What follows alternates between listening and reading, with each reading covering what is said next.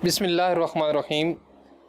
दोस्तों, आज हम बात करेंगे कि छाती के कैंसर की 4 बड़ी अलामात, उसके मुख्तलिफ स्टेज और इलाज की नौइयत के बारे में पूरी डिटेल इस वीडियो में जानेंगे। लेकिन इससे पहले अगर आपने इस चैनल को सब्सक्राइब नहीं किया तो इस चैनल को सब्सक्राइब करें और बेल के आइकन को प्रेस करना ना भूलें।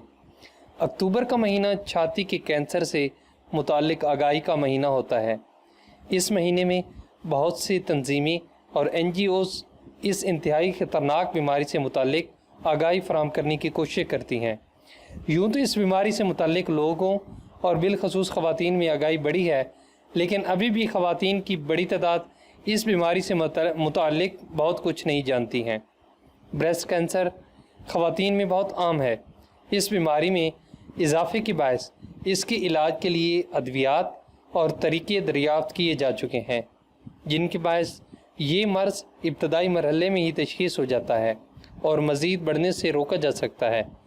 इस बीमारी के बारे में जितनी आगाही बढ़ेगी उतना ही फ़ायदा मरीज़ की सेहत को होगा, क्योंकि अलामात अगर मालूम होगी तो फ़ौरी तौर पर मुआलिज से रजू किया जाएगा और डॉक्टर से स्क्रीनिंग और टेस्ट के ज़रिए हक़ीक़त तक पहुँच सकेंगे। और अगर टेस्ट के नतीजे मुस्बत भी हुए तो इसका इलाज फ़ौरी शुरू हो सकता है और इस पर काबू पाया जा सकता है। अब हम आपको बताएंगे कि छाती के कैंसर की 4 बड़ी अलामत कौन कौन सी हैं। सबसे पहली अलामत जो है वो है पिस्तान की नोक में दर्द। पिस्तान की नोक का अंदर की जानिब झुकाव या मुड़ना कैंसर के घाव की अलामत हो सकता है। पिस्तान या इसकी नोक में मुसलसल और गैर मामूली दर्द भी छाती के सरतान की एक अलामत हो सकती है। दूसरे नंबर पर है कि सूजन का होना। ज़रूरी नहीं है कि आपको छाती पर कोई गिल्टी बनती महसूस हो तो आप डॉक्टर से रजू करने का सोचें। छाती या बगल में सूजन भी इस मर्ज़ की पहली अलामत हो सकती है और उन्हें तिबी जांच पड़ताल की ज़रूरत होती है। बुनियादी तौर पर छाती के साइज़, साख्त या एक पिस्तान की दूसरे पिस्तान से मुख्तलिफ नज़र आने की अलामात को भी नज़रअंदाज नहीं किया जा सकता। तीसरे नंबर पर है कमर दर्द। ऐसा काम जो अक्सर हमें बैठकर घंटों करना पड़े। इसके नतीजे में अक्सर हम कमर दर्द की शिकायत करते हैं, लेकिन कमर दर्द, ज़्यादातर कमर के ऊपर वाले हिस्से का दर्द भी छाती के कैंसर की अलामात में से एक हो सकता है। छाती में बढ़ी हुई रसौली, ट्यूमर, पसलियों और रीढ़ की हड्डी पर दबाव का बायस बनती है, जिसकी वजह से मुस्तकिल कमर दर्द की शिकायत रहती है। अद्वियात के इस्तेमाल के बावजूद कमर में मुसलसल दर्द रहना भी इस मर्ज़ की एक अलामत हो सकती है। अब जो है चौथे नंबर पर वो है मादे का इखराज। बच्चे को दूध पिलाते वक्त पिस्तानों से दूध के अलावा किसी भी और मादे का इखराज होना एक ऐसी अलामत है जिसे नज़रअंदाज नहीं किया जा सकता। लाजमी नहीं कि ये कैंसर की अलामत हो, लेकिन फिर भी डॉक्टर से इसका मुआयना करवाना ज़रूरी है। हमेशा याद रखिए कि चाहे आपके ख़ानदान में किसी को भी छाती का सरतान लाहक रहा हो या नहीं, 45 साल की उम्र के बाद अपने मुआलिज से वक्तन फ़वक्तन तिब्बी मुआयना करवाना आपकी सेहत के लिए आज़ाद ज़रूरी है। अब हम बात करेंगे ब्रेस्ट कैंसर की मुख्तलिफ स्टेज और इलाज और उसकी नौइयत के बारे में। कैंसर के मर्ज़ में अमूमन स्टेज का लफ्ज़ सुनने में ज़रूर आता है। दीगर कैंसर की तरह ब्रेस्ट कैंसर की स्टेज 0 से 4 तक होती हैं। 0 वो स्टेज होती है जब कैंसर अपनी असल जगह तक ही महदूद रहता है, जबकि स्टेज 4 में ब्रेस्ट से निकलकर दूसरी जगह पर पहुंच जाता है। सर्जरी से कबल डॉक्टर इस बात का पता लगाने की कोशिश करते हैं कि कहीं कैंसर फैल तो नहीं रहा। इसके लिए सबसे पहले बगलों में मौजूद गदूदों का मुआयना किया जाता है, क्योंकि वहाँ कैंसर सेल्स सबसे पहले हमला आवर होते हैं। स्टेज का पता कैंसर के साइज़, इसके दीगर सेल्स पर हमला आवर होने या ना होने से चलता है। स्टेज 0 ये ब्रेस्ट कैंसर की सबसे इब्तिदाई स्टेज है।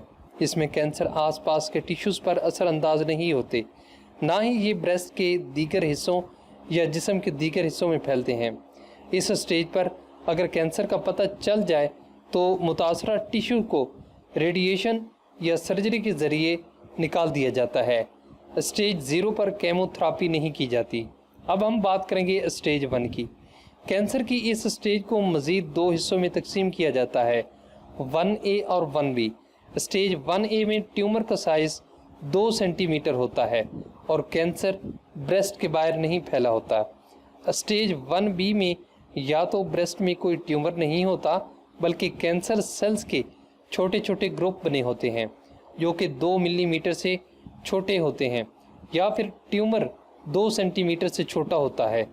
دونوں ہی صورتوں میں اسٹیج 0 کی طرح علاج ممکن ہے، البتہ اس اسٹیج پر علاج بر وقت ہونا بہت ضروری ہے۔ اسٹیج 2، اس اسٹیج کا مطلب یہ ہے کہ کینسر بڑھ رہا ہے لیکن بریسٹ کے اندر ہی موجود ہے۔ اس اسٹیج کو مزید 2 اسٹیجز میں تقسیم کیا جاتا ہے، اسٹیج 2A اور 2B۔ اسٹیج 2A میں 3 طرح کی صورتحال ممکن ہے۔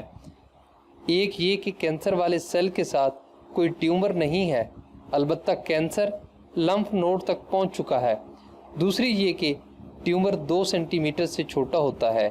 تیسری صورتحال یہ ہوتی ہے کہ ٹیومر 2 سے 5 سینٹی میٹر بڑا ہے اور لمف نوڈ تک نہیں پھیلا۔ 2B اسٹیج میں یا تو ٹیومر 2 سے 5 سینٹی میٹر بڑا ہے اور لمف نوڈ تک پہنچ گیا ہے، یا 5 سینٹی میٹر سے بڑا ہے اور لمف نوڈ تک نہیں پہنچا ہے۔ یوں تو اس اسٹیج پر اسٹیج 1 کے مقابلے میں زیادہ جلدی علاج شروع کرانے کی ضرورت ہوتی ہے، لیکن دیکھنے میں آیا ہے کہ اس اسٹیج پر مریض زیادہ جلدی صحت یاب ہو جاتا ہے۔ اب ہم بات کریں گے اسٹیج 3 کی۔ اس اسٹیج پر ٹیومر کا بھی کسی بھی سائز کا ہو سکتا ہے۔ اس اسٹیج پر ٹیومر نے آس پاس کے اعضاء پر حملہ کرنا شروع کر دیا ہوتا ہے، البتہ دور دراز اعضاء تک نہیں پہنچ پایا ہوتا۔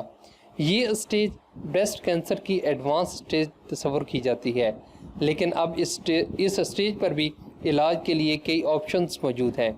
اگر اس اسٹیج پر ڈاکٹر آپ کو بتاتے ہیں کہ آپریشن مسئلے کا حل نہیں ہے تو اس کا مطلب ہے یہ ہے کہ صرف آپریشن سے علاج ممکن نہیں۔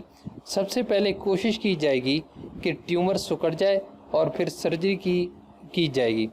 اس اسٹیج پر 2 یا اس سے زیادہ طریقہ علاج استعمال کیے جا سکتے ہیں، جن میں ریڈیشن اور اس کے علاوہ بریسٹ کو ریموو کر دینا، ہارمون تھراپی یا کیمو تھراپی شامل ہیں۔ اب ہم بات کریں گے اسٹیج 4 یعنی آخری اسٹیج کی۔ اس مرحلے پر کینسر دور دراز اعضاء جیسے پھیپھڑوں، دماغ یا جگر وغیرہ تک پہنچ جاتا ہے۔ اس اسٹیج کو لا علاج مانا جاتا ہے، البتہ نئی تحقیق اور ٹیکنالوجی کے ساتھ انسان کی اپنی قوت ارادی سے اس اسٹیج پر کینسر کا علاج ممکن ہو پاتا ہے، جس سے مریض کئی سال تک سروائیو کرنے میں کامیاب ہوئے ہیں۔ بریسٹ کینسر کے بروقت کے علاج کے لیے چھاتی کا خود معائنہ کرنا اور کوئی بھی تبدیلی یا گٹھلی محسوس ہونے پر ماہر ڈاکٹر سے رجوع کرنا بہت ضروری ہے۔ تو یہ آج کی ویڈیو تھی۔ اگر آپ کو یہ ویڈیو اچھی لگی ہے تو اس کو لائک کریں اور اپنے دوستوں کے ساتھ شیئر کریں اور کمنٹ میں اپنی رائے کا اظہار ضرور کریں۔ Thanks for watching.